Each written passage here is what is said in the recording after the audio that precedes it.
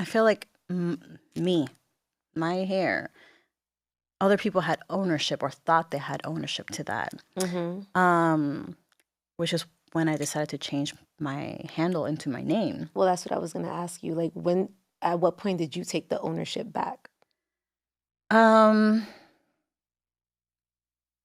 I decided that I'm a lot more than my hair. I made a name of myself in this industry. I had articles written about me, but that I am so much more than what grows out of my head. Right. What if my hair falls off? Que Dios no lo permita. Oh my God. Por favor. Yeah. Pero what if anything happens? I'm so much more than that. Right. And I changed my name. People were pissed. But it is what it is. I'm Gabby Santana. I have curly hair, but I'm also an entrepreneur. I'm also really good at what I do. Oh my gracious. Even back in high school, Jennifer inspired more than Y cambié la imagen por vender bitcoins. Come on, shake your body, baby, do that conga.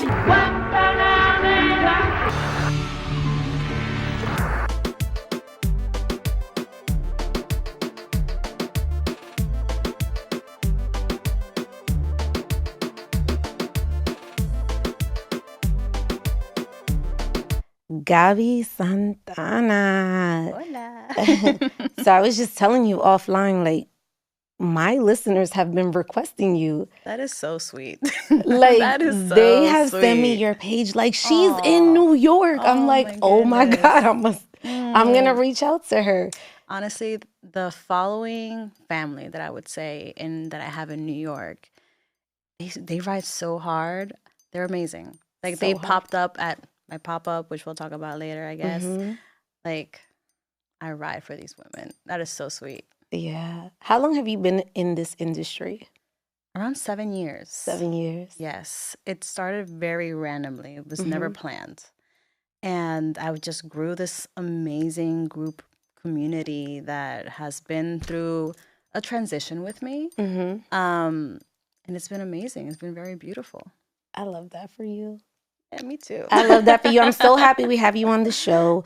Talk to me about your sala growing up. Like, what were those vibes like? What were you watching? What was the music that you were listening to? So the music is a really nice key. The people that have been following me for a while, they know about Salsa Fridays. My grandpa, every Friday, he will sit out in el balcón con su salsita. And my grandma and I could be watching any random TV show, but it's always that faint salsa in the background. And no matter where I've lived in the world, between Miami and New York and LA, that is one thing that I always do whenever I feel very homesick. It's not even like salsa like blasting. It's like just like a faint salsa in the background that makes me feel like grandpa's outside in a balcón, just like listening to salsa. That's like a very like key thing for me that just takes me back home. Yeah. Where'd you grow up? In Bayamón. I am Bayamón, ride or die. I bleed And blue, you vaquera hasta la rep muerte. Like nadie. Yo soy de Bayamón primero than anywhere else, okay? Yes. I rep Bayamón very, very hard. Yes, I was raised in Bayamón. I went to high school in Bayamón. I currently do not live in Bayamón, but I am very much de Baya. Yeah, yeah. What about you? You told me that you're from Puerto Rico. Rio Piedras. Ay, Rio. Yes. Nice. Yes. Okay. And I felt this connection with you because, so here was like my take on it, right? And the way you spoke of Puerto Rico. You spoke about Puerto Rico like if that was your boyfriend. Like it was a character in your life. Like it plays such a huge role. It's like there's mommy, there's papi, there's Puerto Rico. Yes. Like, yes, 100%. Like, talk to me about that because there is like a pride and a love that's there. But for you, it's like even deeper. I feel that every Boricua, no matter if they're part of the diaspora or if they were born and raised in the island like me, we have this very intense connection to this piece of land. And honestly, I feel bad for the people that don't have that. Yeah. I've been in relationships where they have to learn about Puerto Rico because it's such a big part of my life. Yeah. And they tell me, like, I wish I had a connection to a place the way that you have a connection to a place. So for me, that's a blessing. Porque yo puedo estar en Puerto Rico, yo puedo estar fuera de Puerto Rico, and no matter where I'm at, if I meet a Puerto Rican, it's an instant connection. Yeah, it's instant family. Yeah. And that is not something that a lot of people have. So for me, it's truly a blessing. And I thank my mom, gracias mami, every day for raising me in Puerto Rico. Because it was a very nice childhood. It really was. What was it like for you? So Bayamón is not the safest place in Puerto Rico. It's very much the hood. Yeah. But for me, it was this mayhem that even though it was technically not the safest, it's where I felt the most safe. I would have my bathing suit under my uniform and go to the beach because we were skipping class. From everything from our music to our Noche Puertorriqueñas, that everyone would dress either as an Indian, Taino, or a Spaniard, or an African diaspora. Like it was always such embedded in our, like the culture in our day-to-day, that I really can't imagine being raised anywhere else. I always say the same thing. Growing up, I would tell my mom, when I die, I want to be buried in Puerto Rico. And my mother would tell me, you're going to be buried wherever. Wherever you die, Donde caigas, where you're going to be buried. And I'm like, no, I want to be buried. That's where I was born. That's where I want to be buried. And she just like can never understand like why it's a beautiful place. I'm like, just if I die in New York, please ship my body to Puerto Rico, please. Like I have to be buried in Puerto Rico. I think another amazing part about this Tiempo 35, this little island, is the people. Yes.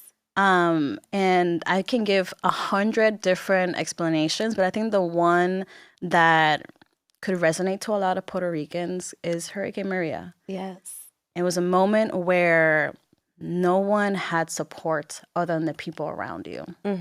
You couldn't call out anywhere. You couldn't get help from outside. There were neighbors and people around you that were giving you food and giving you water. And that's something that you don't see here. Yeah. You really don't see here. I also admit that living in Puerto Rico and being raised in Puerto Rico, I was kind of raised in a bubble. What do you mean by that? Like, what do you mean in a bubble? Because you also said, like, it wasn't safe. So what do you mean, like, a bubble? It wasn't safe because there's crime around, right? Just like you were raised in New York is not the safest place in the world, but it's your mayhem. So you know how to navigate it. Right. Puerto Rico was definitely a bubble because when it came to race, we are all Puerto Rican. Even though you look completely different to me, we could be cousins. That's right. There was a lot of, and still is, a lot of colorism and internalized racism, but it wasn't as prevalent. So I would hear a lot of microaggressions, but I didn't really understand them until I left Puerto Rico. Things like mass shootings, neighborhoods where there's groups of different people. You don't really see that as much in Puerto Rico. So yeah, it was a bit of a bubble that quickly burst as soon as I left the island. But it gave me that sense of innocence as a child, that I could just play and enjoy my childhood rather than having to worry if someone was going to gun down my school or this mall, because people of color tend to be in that area. So it's a blessing, but it also, I had to learn a lot when I left. What was your family dynamic like? Like, who did you grow up around? Like, what was that for you? So I was raised with my mom. My dad passed when I was very young. Okay. And I was raised with my grandparents, which are still, que Dios me lo bendiga, very live. Yes, you show them a lot yes, too. I on do the show them a gram. lot. And Yes. I love this so much that my following love my grandparents as much as I do. Like they could see my grandparents out and about and they would tell them like, hey, like, I follow your granddaughter, Gabi. And they get so excited. They have no idea what that means. My grandpa has no idea that he's Instagram famous. Yes. One time a brand wanted to hire him for a commercial No way. and he was like, ¿Qué es eso? No. I'm like, and he's like, but why me? I'm like, because you have a following, Grandpa. Like, people love you. And he's like, I don't understand that. Yeah. So I was raised with my grandparents and I was raised with my uncles and my grandparents' brothers and sisters. So I was with my great grandmother. I was very much raised around my ancestors, which I love that. is a blessing. Yeah, I really do Yes. love that. I was also like, I grew up, well, you know, I lived in Puerto Rico for some time and then I moved to New York. But when I moved to New York, I actually stood in my grandfather's apartment for a while up until I got to high school. And even when I got to high school, I would go back and forth from my mom's house to my grandfather's apartment because for me, my grandfather felt like home to me. Yes. And he always brought me 1000%. back to my roots. Yes. And even when I went to public school here, I lost all of my Spanish, and I only spoke English. But he was the one person that, like, him and my dad, they spoke to me in Spanish only, and that's why I still have it. But it was just that sense of connection, like that sense of root, that sense of like you're not gonna lose this part of you. I won't let you. And he was so authentic. So I wonder if you had that same kind of experience. Yes, but different because I'm in Puerto Rico with my grandparents. Right. So we never had to fight to keep our culture alive that a lot of Latinos in the diaspora have to do. Like that's one thing that I was very lucky that I didn't have to do. Right. But my grandparents, till this day, they love you a different type of way and they take care of you a different type of way that is extremely nurturing and healing because for them you are a second opportunity that maybe they couldn't do with your parents because they were busy working. And you can see that. I see that a lot with my grandparents. And they're very much no matter what you do, we love you and we support you. We might not understand what you're doing, Right. but we know that you're doing okay. So whatever any events that I have in Puerto Rico, any big pop-up for my brand, absolutely anything, they come, they show up. I love that. Yeah. What have you learned the most from them? Oof. I have to say my grandparents are very, very loyal people. And I am very, very loyal. Like I'm ride or die. Yeah. And they are like that for their people, for their for the family. My grandma, if you need something, she will be there. Yeah. Like you can rely on her. You can rely on my grandmother. And I very much inherited that from them. And I take a lot of pride in that as well. That people know that Sonia y Rafa are people that, si ellos dicen, they're going to be there, and you can count on them. Yeah. And that's beautiful. That is. And that's something that a lot of people take for granted. What was school like for you? School was awesome. Yeah? Wow. School in Puerto Rico is the best because it's just fun. For me, high school was so much fun. I have friends from high school that are family till this day. It was a little bit different for me because I was that girl in school that had a New York accent when I was speaking English because I had family here. Okay. So whenever I would talk English with anyone, it would be with my family. Therefore, I would say yesterday. And they're like, what is that? But I do remember a lot of school parties, a lot of school trips. I just remember a lot of happiness and perreo and beach parties and just having fun in an island. You know what I love about this? Because sometimes you hear like traumatic stories. Like, No, I your have story no- is like the polar opposite. I have It's no like, traumatic stories in high school. yeah. You can say I was a popular girl, but I was friends with everyone.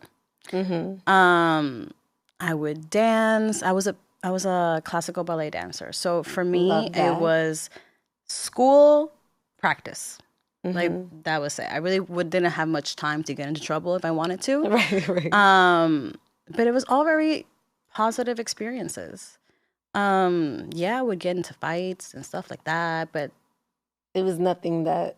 nothing Yeah. that I would say impacted my life in a negative way in high school. What did you want to be when you finally got older and you're like, I want to be I this wanted when to I be grow up? J-Lo. Don't we all? That's who I still want to be, actually. I literally, by the way, I was cleaning out my closet and I came across this card that my mom wrote to me for my birthday. Okay. And she wrote on the card, don't be J-Lo, just be you. Because I would always say, I want to be J-Lo, I want to be J-Lo. wanna be And I would have J-Lo. like pictures of her on my wall. Yes. So, Correct. yeah. So I was a dancer. J-Lo was a dancer. So for me, like, first of all, she was the only Puerto Rican that I knew that was on TV. And I just, till this day, she's amazing. And of course I want to be J-Lo, but I wanted to perform. Yeah. So I actually got into NYU and was about to audition for their Teach program, which is their dance program. And I got this like just weird feeling. And I remember telling my mom, like, Mommy, I'm actually going to stay in Puerto Rico. And I'm going to go to Sagrado Corazon.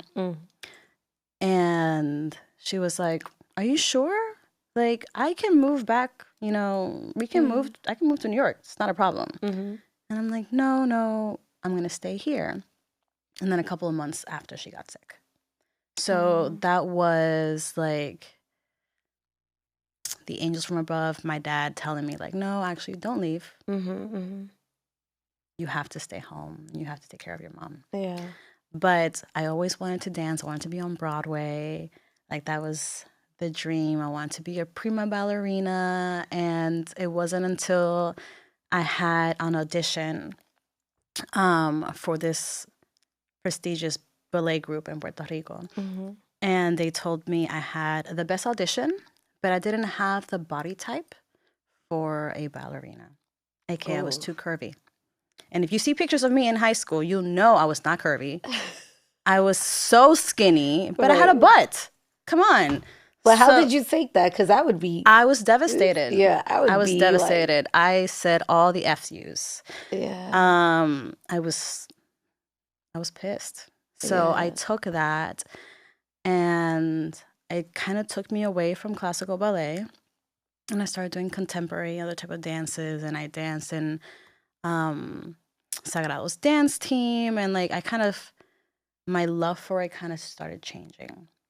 And then I decided to study public relations because my aunt was the head of PR for Walt Disney, and she was an Afro-Latina. So I was like, I want to do that.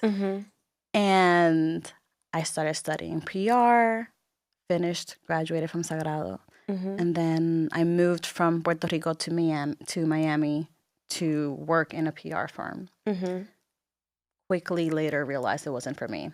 What was it about PR that you found out that it was not for you? Public relations, while very important, it didn't have the quantifiable data behind it than marketing does, for example. And I just felt like I had to kiss a lot of ass in that field. Like I had to basically suck up to any journalist to write about my clients. When with marketing, I'm like, no, this is actually working. Here's the numbers. So explain to us the difference, because sometimes those worlds I would can love merge. to. No, they do They do. merge, and people don't understand They like there is a difference absolutely- between public relations and marketing. Public relations is basically the public's perception of something.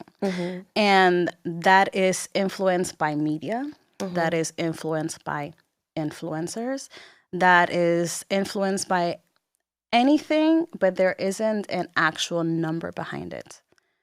Marketing is I am going to sell this product, this service, and the goal is for you to purchase. So that's like the difference between marketing and PR. Like for marketing is I'm going to sell you this thing for this amount, and based on the amount of sales or the amount of people that signed up, like that is our return of investment.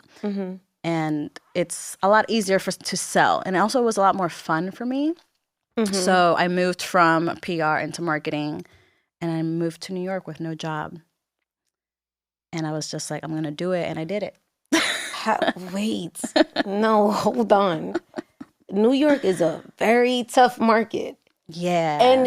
And the whole thing with New York is you need to have multiple jobs to survive here. But I had multiple jobs in Miami too. I was working in a firm. I think I was making like 35, 40 grand in Miami. That's impossible. So I would work during the week in the agency. And then during the weekends, I would work at a club.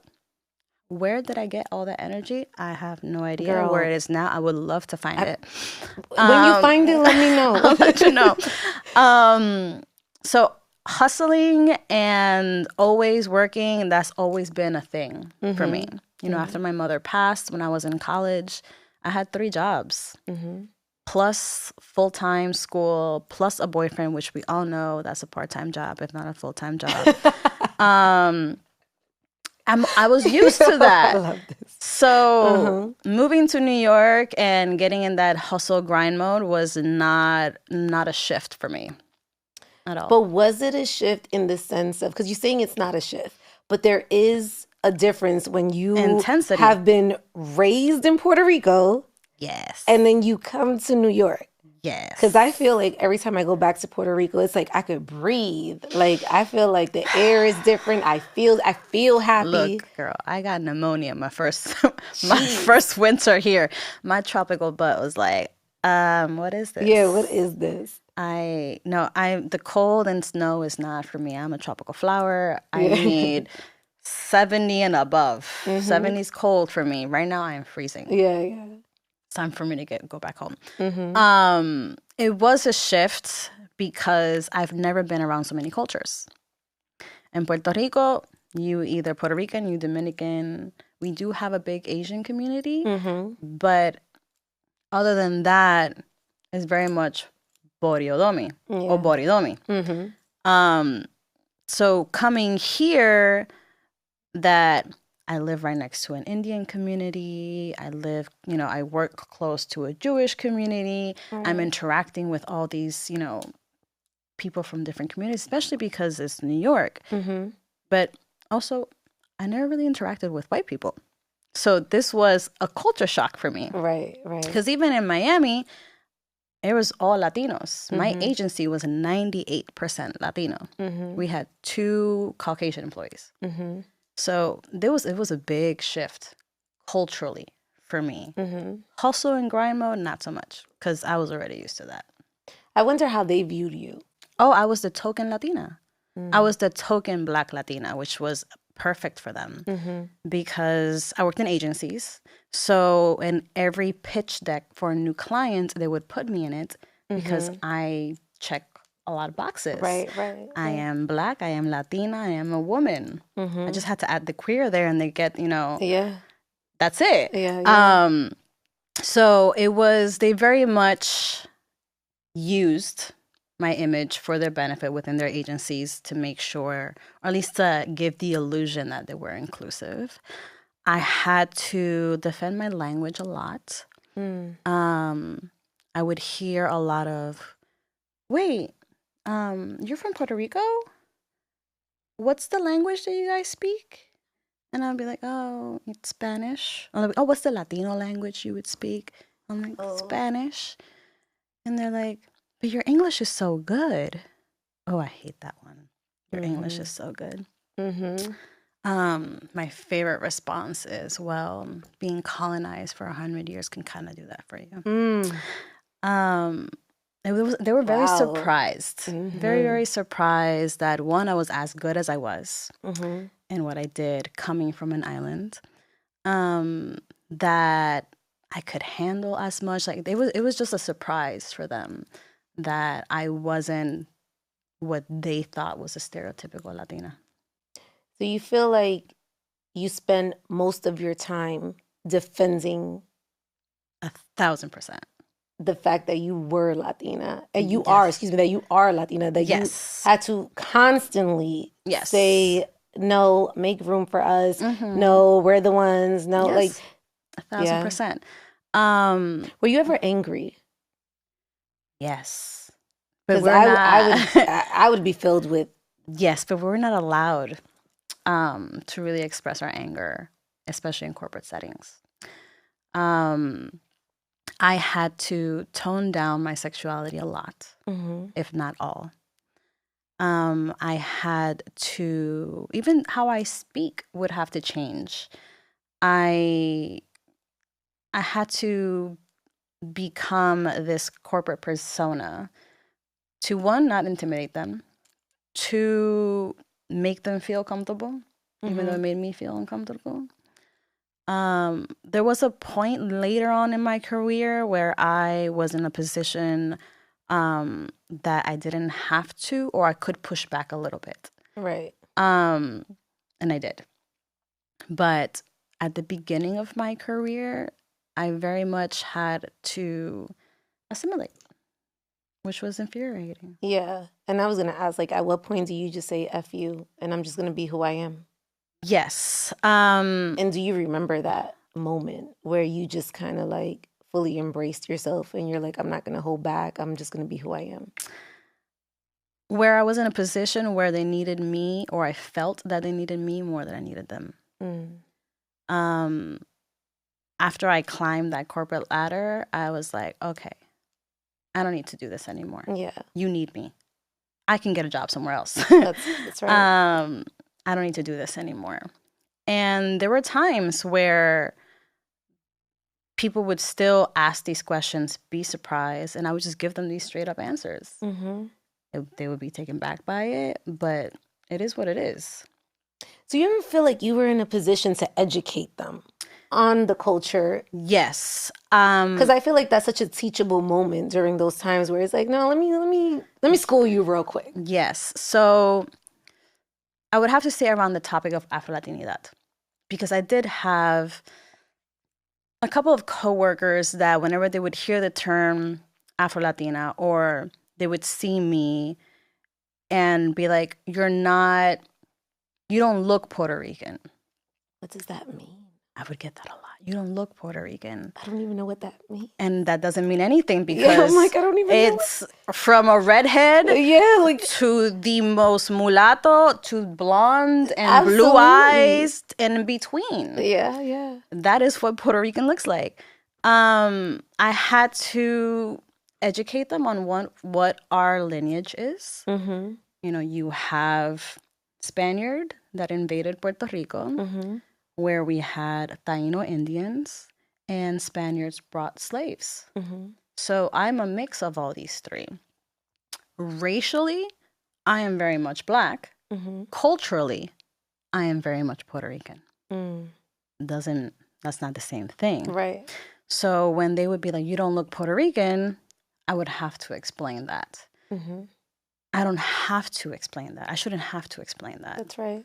But if anyone is going to learn, we kind of have to. Also on why I speak English in Puerto Rico. You know, Puerto Rico, when we were invaded from Spain and U.S. came and took over, there were 9 years where Puerto Ricans weren't allowed to speak English, or they tried for us to not be allowed to speak English, where it was illegal to own a flag, which is why Puerto Ricans rep so hard for their flags, because there was a time where we could be incarcerated or assassinated because we they thought that we were against the government if we had a Puerto Rican flag. So I do try to take these moments to educate on the current issues in Puerto Rico, what's happening with the Jones Act, how that affects us so much, the fact that we are a colony of the U.S., but we don't have rights to vote. We don't have any representation in Congress. All the things. This can be a podcast just about you know the what I relationship love? of U.S. and Puerto Rico. Because you do use your platform, and I've noticed, to educate. Try. And you do give a lot of context on the background of Puerto Rico, down to like how they would use us in terms of like getting abortions, right? Like that was like a big thing. Yes. And I So don't many think women people were are like, sterilized without their knowledge. and you actually dropped those gems. Yeah. I wonder how your audience, for not your cult like following, because you do have like that core following that no matter what, they're going to ride or die for you. But then you also have those followers where they're just kind of looking, engaging the page. What do they say about that? A lot are surprised. Okay. A lot of surprise because they don't expect that type of knowledge coming from someone that looks like me. And also, they're taken back of the severity of what actually has happened or is currently happening. I think the ones that have this uninformed idea of the relationship between the U.S. and Puerto Rico could be offended. I'm sorry, I don't know how to help you. These are just facts. Right, exactly. They don't try to argue with me on something that is very much factual. Or if they have tried, I'll just hit them with you can read this book. Yeah, exactly. Please educate yourself. I'm not the one. Right. But I haven't really had that much of an issue. I think if the only thing I could have some backlash would be more on the term of Afro-Latinidad and me identifying as a Black woman who is also Latina. I think that is one thing I've had more backlash. And it's more because I do have privilege within my skin color, within my hair texture. I was, part of the curly hair movement when it started.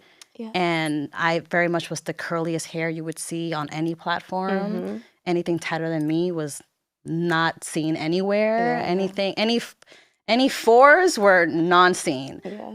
So I do recognize that I do have privilege within my skin color.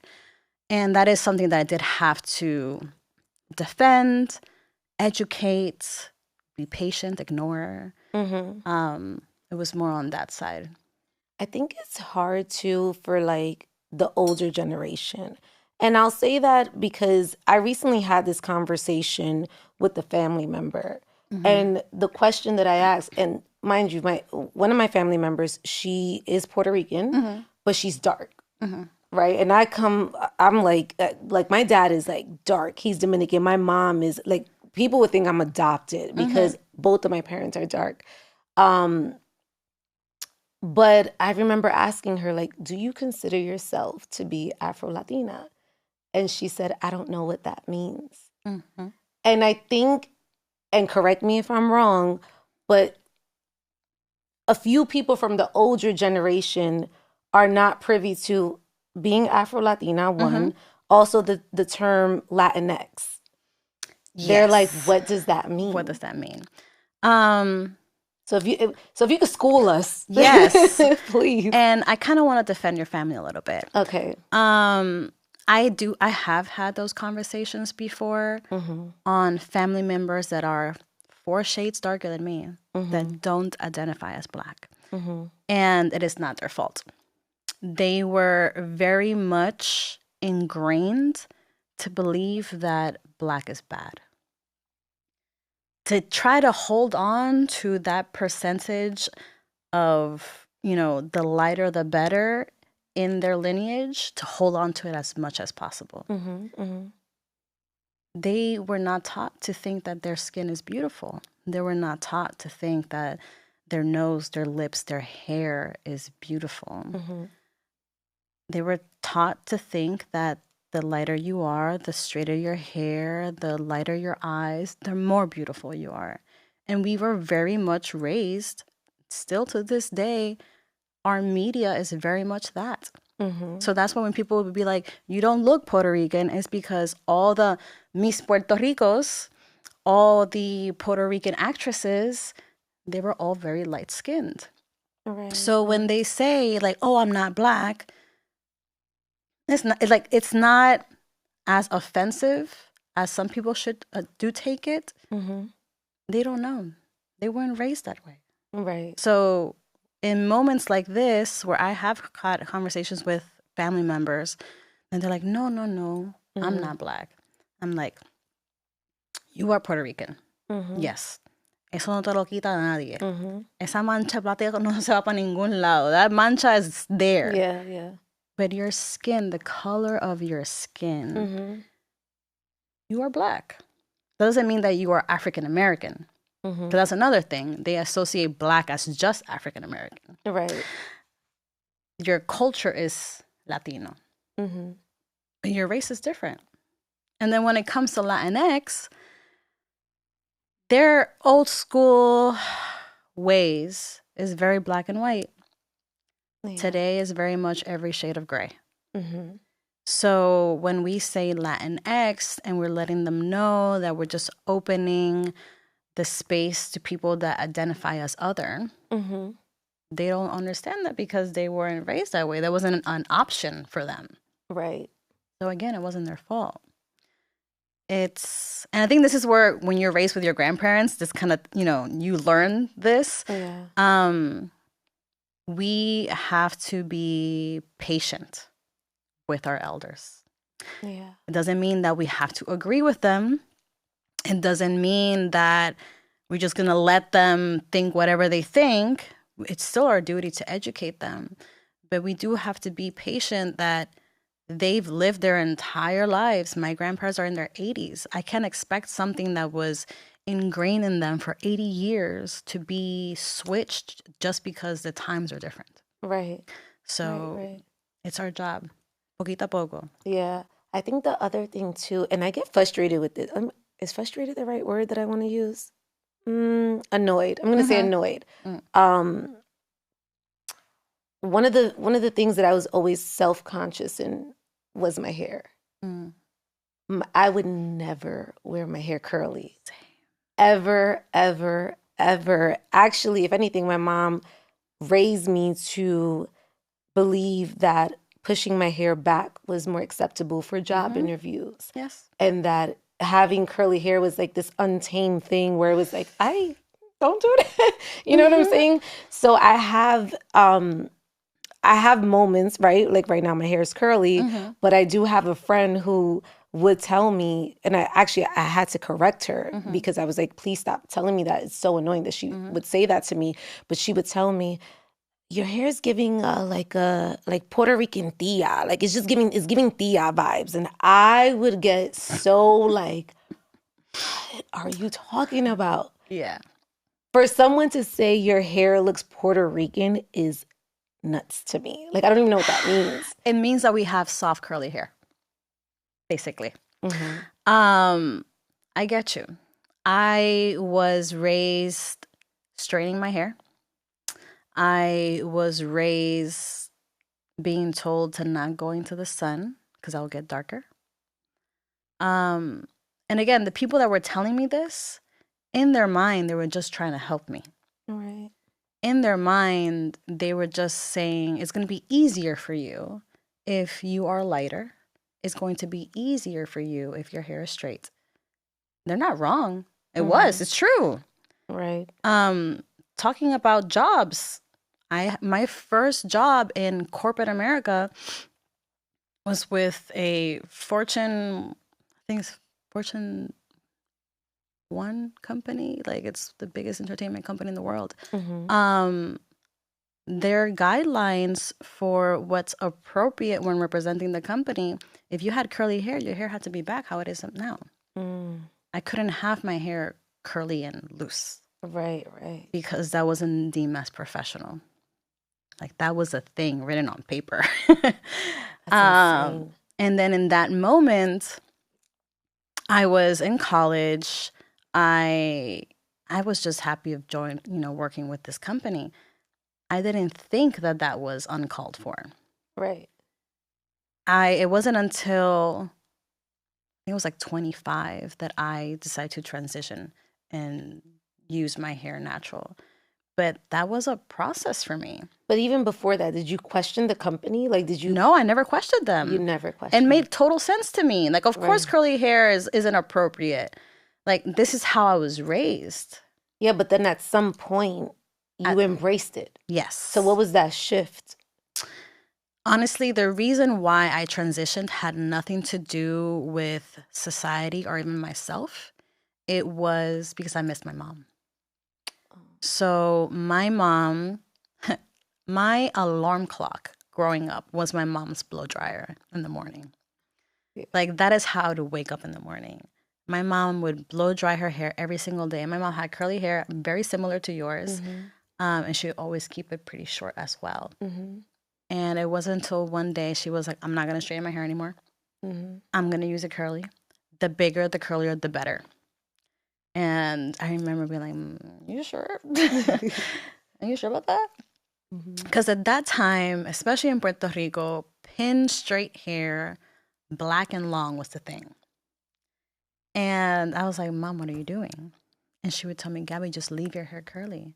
My dad loved my curly hair. My dad would wet my hair whenever my mom would blow dry it. Like, he would be pissed.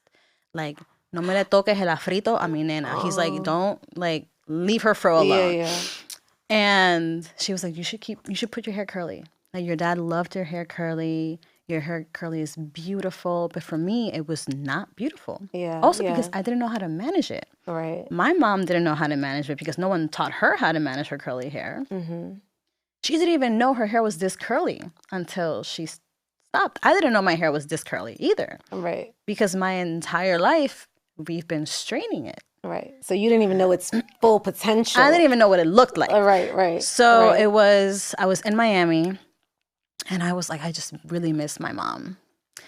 And I was like, you know what? I'm going to leave my hair curly, which at that point wasn't really curly. It was like a wave because my curls were my curls were gone. It was some curls on the top and some straight stranglies on the ends. And I did something to it that it looked decent. And I had so many compliments that day.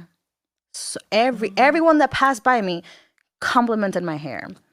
And I saw that like a sign from my mom being like, I told you. And it was that moment that I was like, you know what? I'm going to start doing my hair curly. Yeah. And I did all the research on like how to transition. And I had one friend that was like, Gabi, can you like record what you're doing? Like a tutorial? Yes. So I can know what to do. And I remember I did this no heat challenge on YouTube that had like 500,000 views in 2017. Now that's a lot. And it was all like how I was doing these little ringlets on my hair because my hair was not curling without using heat, so I couldn't transition. And that was the beginning of it all. Just with that one video, 2017. And it was, and now it's become like your staple. Oh no, now she pays bills. Yes. She pays bills. But I did have to move away from the curly hair world because it was a lot and it still can be a lot sometimes. But I really did learn to accept myself within learning to accept my curly hair. Right. It brought me closer to my roots. It brought me a better sense of loving how I look. Yo soy trigueña. I have beautiful cinnamon skin and I have big curly hair. That is who I am. I shouldn't have to feel bad about that. I shouldn't have to defend that this is what I look like because beauty standards are saying otherwise. And around that time was where the natural hair movement started. Yeah. And I found my tribe within these different curly girl influencers that were part of this process with me. Yeah. Like there's like even like a curl fest. Like, There's a like curl whole, fest. Yeah, like there's like a whole Oh, I thing. miss Curl Fest. Yes, yes.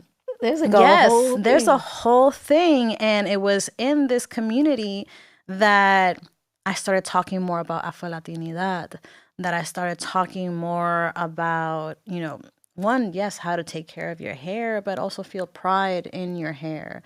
I would go to interviews with my curly hair and, you know, my following would be like, oh my God, are you sure? And I would do these events or weddings or wherever, and I would wear my hair curly. And in that moment, I was very much a staple of resistance. It was very much a protest. And it helped me grow into who I am, even though it's something so simple as your hair. What do you feel defines you in this moment in your life? I don't think anything defines me. And the only reason why I ask, and that's a great answer, the only reason why I ask is that you're very culturally you're in tune. Yes. Like I noticed you have the manito. Oh yeah, la sabache. Yes, this stays with me. It's actually the pinnacle item that started my company, my jewelry company, is the azabache. I don't think there's anything that defines me. I think there are many things that make me who I am. Being Puerto Rican is one of them. Being a marketer, being a woman of color in this industry, being now an entrepreneur, being an entertainer, those are all things that are part of who I am. Is actually the reason why I kind of stepped away from the curly hair world, is because I felt like it was consuming me. I was the curly Bella, and everyone would call me Bella, even though that wasn't my name. And people would be upset if I was straightening my hair for any reason. My God, my hairstylist, Girl Pop, Isa, I love you. Also, you felt like you had to live up to that. I felt like my hair wasn't mine.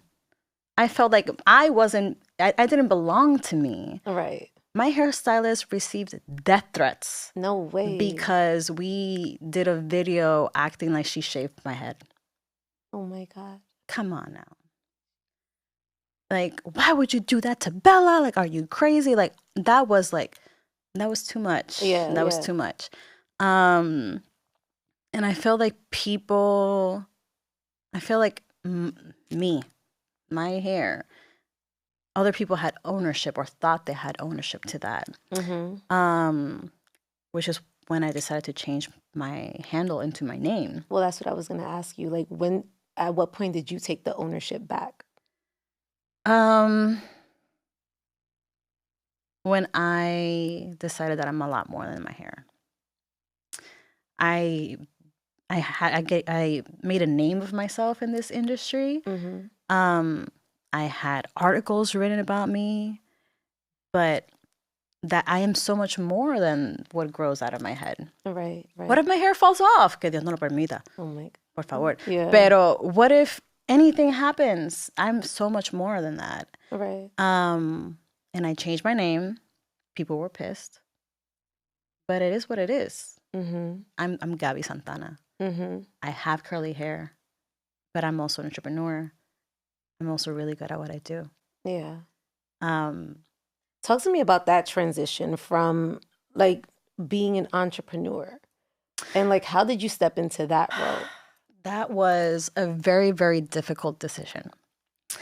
So my entire life, just like you, just like a lot of the Latinas that are listening, we were raised to think that climbing the corporate ladder is the goal. I thought I was going to be CMO of a company. I still could be one day. Right. But for me, that was like, that's the goal. And it wasn't until I was in that position that, yes, I did amazing things. I hired so many Latinos. I did so many campaigns that actually spoke to the Latino community because there was someone behind it that was actually Latina. Right. I did what I came to do, but it was sucking the life out of me. What part of it? I would be on calls from 8 a.m.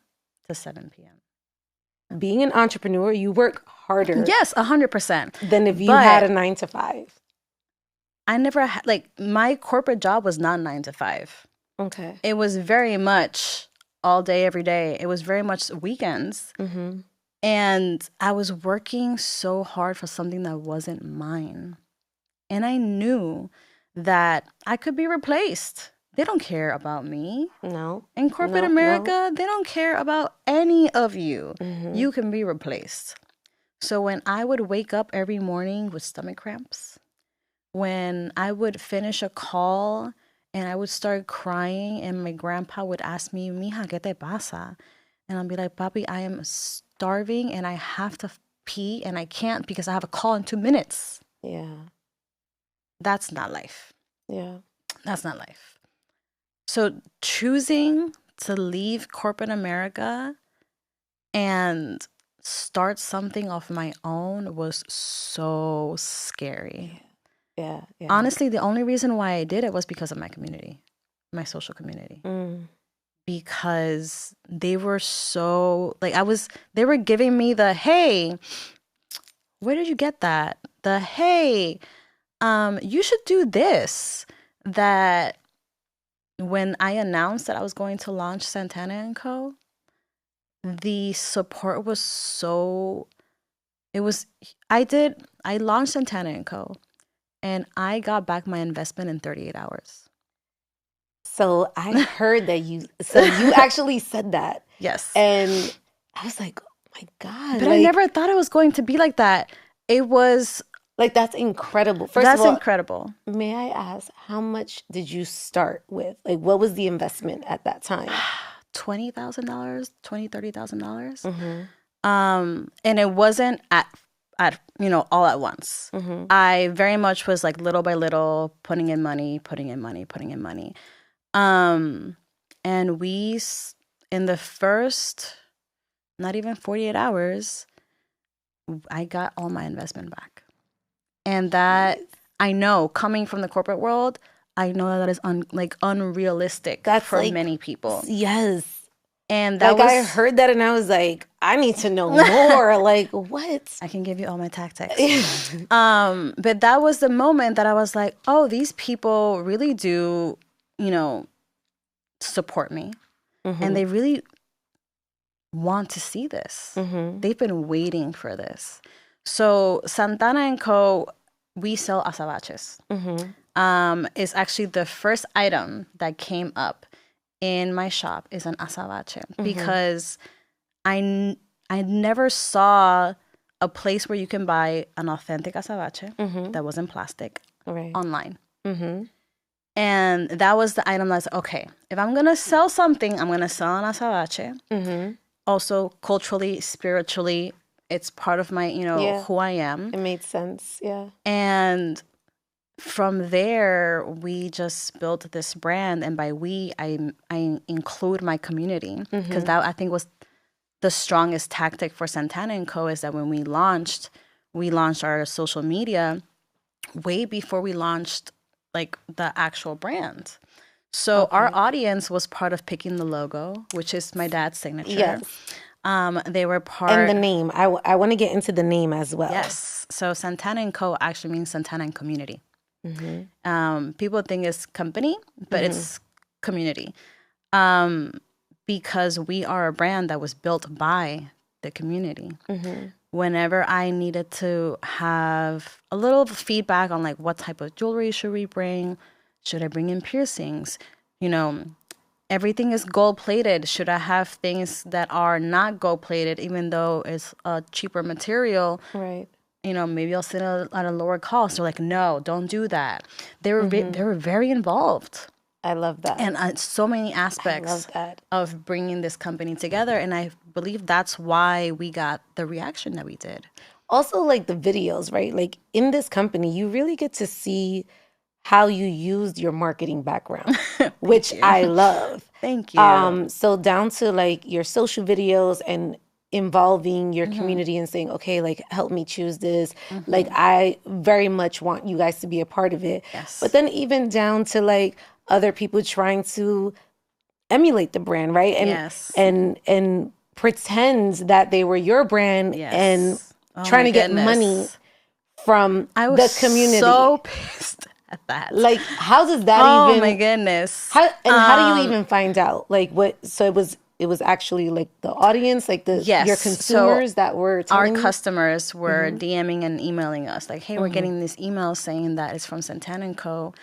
That you'll give us this amount of jewelry and this amount of payment for images. And even though I think what bothered me the most is that that's something I would love to do. I would love to be in a position where I can have, instead of like influencers, have micro influencers Right. and be able to pay them well. I would love to do that. Right. But I'm a small brand, so I'm not able to. So I think that's what bothered me the most, that you're making me say no to something that I want to do. Right. And I think that my response for that was just very much my personality. And my PR background of taking so a crisis and flipping it and making fun of that. But I was very upset. Yeah. I was very, very upset. And the thing is that I know that's not going to be the last time. Yeah. It also made me realize that we are being seen. That, yes, we are a smart brand that we only launched not even 2 years ago from Puerto Rico. We are being seen. So I also took that as a compliment. Yeah.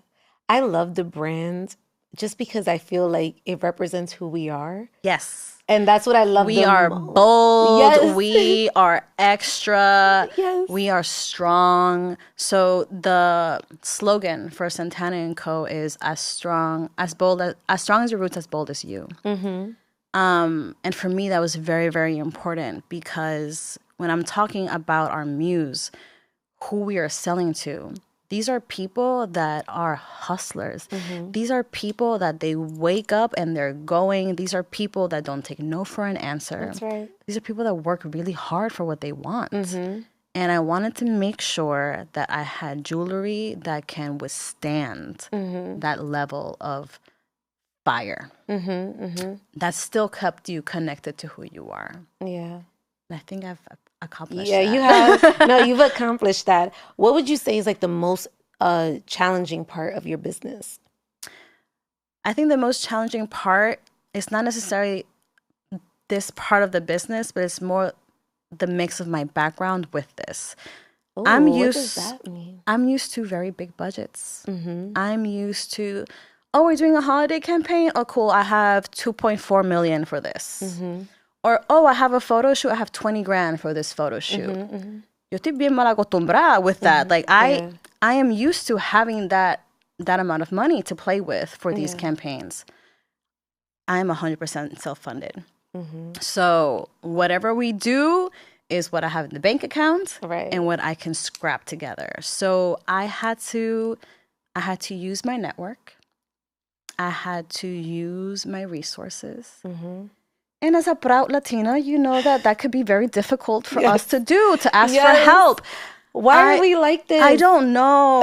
I don't know. And it's so hard to ask for help, but I've had to do it. Yeah. I've had to do it. I've had to be like, hey, So bad. I hate that. I know that you're worth more. I know that. And I think it's the pride in us. It's the pride. I know, yes. And it's also knowing the value of the people that we are asking these favors for. Like, I know how much you charge for this. I have this. And I know that's not even close. Can we make this work? But I'm also a very, very firm believer that everything you give, you get back. And I have seen that. Every single person that I have been like, hey, could I send you this? Or, hey, could you be part of this photo shoot? These are people that I have hired for other things and I have paid what they are worth. These are people that I have sit down with them many years ago and helped them with their business. Without me asking anything. Because if I'm going to help you, I'm not going to ask for anything back. And I got that back. So that was also a beautiful thing to see. That also adds to the fact that this is a community. You know, this is a brand built on it. And it's everything from the people that are buying it, then the people that are behind the scenes as well. For the people that are behind the scenes, how do you manage that? Because that's like a whole business in itself. And I always say that, right? Yes. So I am very lucky to have, she's technically an assistant. I don't like calling her that, Nati. I love you. Shout out to Nati Shout for out to holding you Nati. down. Yes. I remember I put out in my stories like, hey, I'm looking for an intern. I'm going to do this thing and I need some help. And I had around 15 resumes sent over, which for me, that was also a shock. Yeah. That these 15 women wanted to work with me. And Natalia was one of them. And I remember when I interviewed her, I was like, she kind of reminds me of me. And I was not wrong. She was like, I would work for you for free. I just want to learn. I was like, lesson number one. You get paid, sweetie. You get paid. Period. And she's been part of that process with me. But I think the reason why she is so great is also because I feed into her goals as well. That's important. Yes. I like that. I try to be the boss that I never had. I try to be that mentor that I wish I had when I was her age. She's 10 years younger than me. And she is going to launch this cheesecake brand.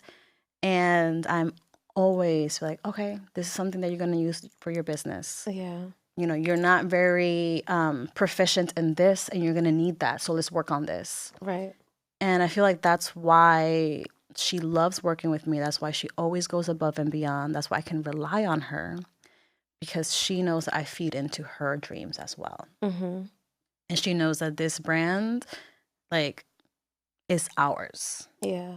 And I think whoever I bring in as well, even if it's a consultant or other part-time or full-time employees, I very much like to work that way. Like, okay, you're going to work with me today, but what are your dreams for tomorrow? Right. Right. You know, what can I do to make sure that while you're doing this, I am preparing you for what you want tomorrow? Yeah, like you're also amplified in the process. Yes, because that's important. Those are the people that are going to work the best. If I treat you like nothing, if you're just a paycheck to me, I cannot expect you to go above and beyond for me, because I'm not going above and beyond for you. That's how I am in friendships. That's how I am in relationships. And that's definitely how I am as a boss. Yeah. How would you describe, I guess, the perfect collaboration for you in the future of your business? Because I'm sure we are now looking to expand. We are looking to expand. I am preparing to collaborate with other people as well. I think that whoever we bring in or whoever we collaborate with, they have to amplify our message. It has to be a brand that puts the community first. That's right. It has to be a brand that is not, is very unapologetic. I will be damned. And I've been in these situations where I'm trying to collaborate with a brand and they'll tell me, can we use another model? Can we use this lighter skinned model instead? And I'm like, no. Yeah. Absolutely not. Yeah, Ahora sí que no. Like, if I was thinking about working with someone else for this specific project, I'm definitely not doing it now. No matter who it is, no matter what brand it is, it needs to feel very authentic to what we've already built. Yeah. And it needs to put our people first. How do you scale your business? It's hard because I'm learning. Yeah. I come from the going into a company that's already established and then scaling that. I have to be a lot more patient now. And also, as a Latina woman, that's not in our DNA. Yeah, no, we want everything right away. I want it now. Yeah. So scaling has been, it's a lengthy process. It's not a tomorrow thing. Yeah. You have to build the right foundation to do that. I'm not even 2 years in. even though we have grown so much, there's still a lot of fun. The foundation is still leveling. Yeah. When I launch a store, even though right now we're in the Shopify store in Soho, whenever I have my own store, whenever I'm doing brick and mortar with other companies, it has to be, consistent going up. I don't want to push the brand to do something that it's not ready for so it can crash. Right. This is a long-term thing. Yeah. So I have to treat it as so. Even being now in a store, that's my way of just testing. Yeah. To see. I do a lot of testing. How our consumers react. Yeah, yeah. And they reacted amazingly. We were the brand that sold the most or is selling the most in this store currently. Yeah. So I already know that our consumers, when they see our product in person, it shows very well. Yeah, yeah. So I already know that a store could benefit us. A store might not benefit every brand, but a store can benefit us. Yeah. I mean, you certainly have the following, so I feel like... And it keeps growing, and it makes me so happy to see that. And it's not just the amount, it's the quality, which is very important. That part. I am working towards scaling. I am not in a rush to do it because I'm going to do it right. I want to touch on one more thing, and I think is important for us to discuss before we get out of here. You touched on endometriosis. Yes. Why was that important for you to speak on that? Oh, God. We don't talk about it enough. I was very lucky, so lucky that I had a mother that took my pain seriously. You know how many friends I know or women that I've heard of that have not had that? Yeah. My mom would see me in so much pain, and she advocated for me when I was only 16 years old. I've been in so many situations where my condition is so debilitating that I cannot do what I came here to do. If I had my period right now, Mom, I would have to cancel. Like, there's moments that I literally cannot do anything because of this condition. And it's not talked about. There's so many women that have this condition that think that they are crazy, that think that it's all in their mind because every time they go to a doctor, they tell them that's normal. They're not being heard. They're not being heard. So I might not be a doctor. I might not be able to prescribe you anything. I might not be able to come up with a cure for endometriosis, but I am damn sure that I can make you feel heard. Right. And I am damn sure that I can make this invisible illness a little bit more visible. And it's important. Yeah. Also for guys. Oh my God, you know how many men have no idea how serious this condition could be? Yeah. And they have these girlfriends and they have no idea the amount of pain that they are in. No. This needs to be talked about. So I try to speak up on it as much as possible. I try to be as detailed in when I'm describing how I feel, because it's not just cramps. It's I can't feel my legs. All right. It's deeper than that. Yeah. I have these tingling sensations that go from my toes and they work up the way to my fingers and then it gets to my face and I pass out because I'm in so much pain. Insane. And again, goal is to have women that have this condition to feel at least heard. All right. You know, I really want to end this just because I'm really curious to know, you use your platform in such a way where you are constantly spreading a message and giving information. What would be the message that you would want to spread or share with your audience in the next 5 years? I think the message that I'm currently sending is that there is no one way of doing things. And dreams evolve. Mm-hmm. Things change. You're not static. I am not the same Gabby that you followed when you thought my name was Bella. Yeah. I am not the same Gabby that moved to New York, that was working on this corporate career. I'm not the same Gabby that I was 2 years ago. Mm-hmm. Neither are you. You don't have to be. And even though you reach this pinnacle, that this was the dream job and I'm here and I got it, it's okay if you start over. It's okay if once you get there, that's not what you want. Yeah. Right now, I launched this business. I'm working on this business. I can have 2 more businesses in the next 5 years. Yeah. And I started them when I was in my 30s, and that's fine. I might start another one when I'm in my 40s And or my that's fine 50s, too. and that is fine too. Yeah. You're meant to evolve. You're meant to change. That's a good I thing. love that. All right, we're gonna go with some rapid fire. Let's go. All right, tell me you're Latina without telling me you're Latina. Ooh, my hoops, girl. My hoops and my red lipstick. Yes. If you can describe your style in one word, what would it be? Ooh, I have a very unique style. I don't even know how to describe it. I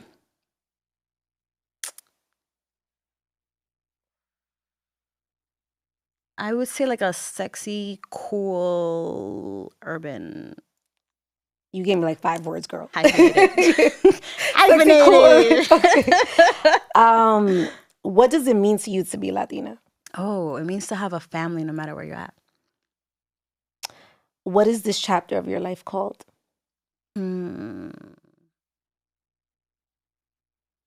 All bets on me. Oh, fire. Oh my God, that's fire. If you can have the Last Supper with 3 Latinas, who would it be? I know this is very random.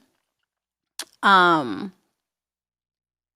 I feel like Edie Chacon does not get the homage that she deserves. Mm-hmm. She's the OG Kim Kardashian. Okay, That's right. let's start with that. Mhm.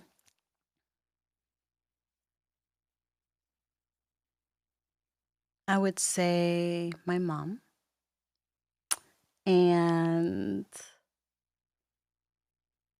Sonia Sotomayor, because if we have had to struggle and fight to keep our Latinidad in positions of power, this woman has truly done that.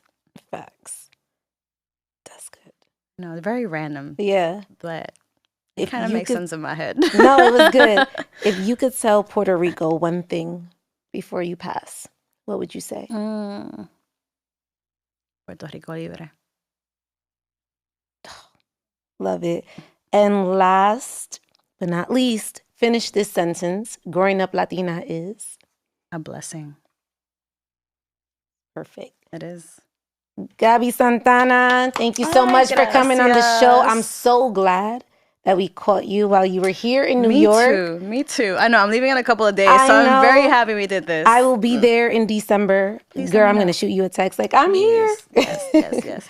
Honestly, Puerto Rico during the holidays is the best time to go. Yo, I love it. Any time of the year. But Yeah. for me, like, La Navidad is like the air is different. Yeah, like, yeah. It just feels nice. Thank you so much for coming on the Thank show and you. making this happen. Thank you. It was so much fun. Let everybody know where they can follow you. Hi, I'm Gabby Santana. You can follow me at the Gabby Santana on all my platforms, and my jewelry brand is Santana & Co. So please follow us there too. And gracias. Yes. Thank you. Thank you.